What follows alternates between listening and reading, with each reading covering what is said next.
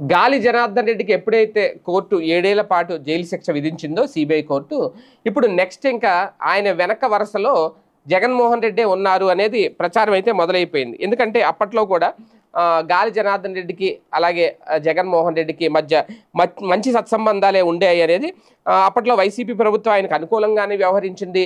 OMC లీజుల్లో తవ్వకాలు పునరుద్ధరిస్తే తమకు ఎటువంటి అభ్యంతరం లేదు అంటూ 2022లో సుప్రీంకోర్టులో అఫిడవిట్ వేసింది. రాష్ట్ర ప్రభుత్వం తరపున అప్పటి గనుల శాఖ సంచాలకులు విజి వెంకటరెడ్డి అఫిడవిట్ దాఖలు చేశారు. గాలి జనార్దన్ రెడ్డితో కుమ్మక్కయ్యేందుకు జగన్ ప్రభుత్వం చేసిన ఈ ప్రయత్నాన్ని సుప్రీంకోర్టు నియమించిన అమికస్ క్యూరీ అప్పట్లోనే బయటపెట్టారు.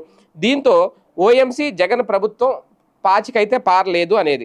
ఓఎంసీ లీజుల్లో ఇనప ఖనిజం తవ్వకాలు పునరుద్ధరించేందుకు గాలి జనార్దన్ రెడ్డి వైసీపీ ప్రభుత్వం వ్యూహాత్మకంగా వ్యవహరించాయి. ఏపీ కర్ణాటక అంతరాష్ట్ర సరిహద్దు వివాదం కొలిక్కి రావడంతో ఆ లీజుల్లో తవ్వకాల పునరుద్ధరణకు అవకాశం ఇవ్వాలి అనేది ఓఎంసీ సుప్రీంకోర్టుకు 2022లో విన్నవించింది.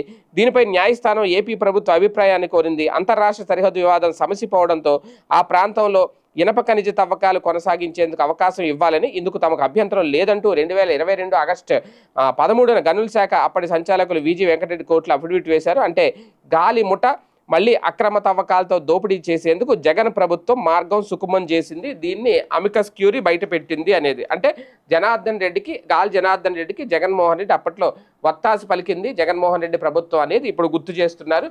ఈ నేపథ్యంలోనే అలాగే ఈయనకి ఎలాగే కొన్ని కేసులు ఉన్నాయి కాబట్టి ఆస్తుల కేసులు, అక్రమాస్తుల కేసులు అప్పట్లో జగన్మోహన్ రెడ్డి కంపెనీల్లో పెట్టుబడులు పెట్టడానికి ముందుకొచ్చిన కొన్ని ఎవరైతే ఉన్నారో కొన్ని కంపెనీలు, వాళ్ళందరికీ కూడా అప్పట్లో వైఎస్ఆర్ ప్రభుత్వ హయాంలో అక్రమంగా లీజులకి, మైనింగ్ తవ్వకాలకి అనుమతులు ఇచ్చేశారు. అందుకే వాళ్ళు పెట్టుబడులు పెట్టారు అనేది ఇందులో కీలకమైన అంశం. ఏది ఏమైనా ఇందులో నెక్స్ట్ జగన్ టార్గెట్ అవుతారు లేదో చూద్దాం.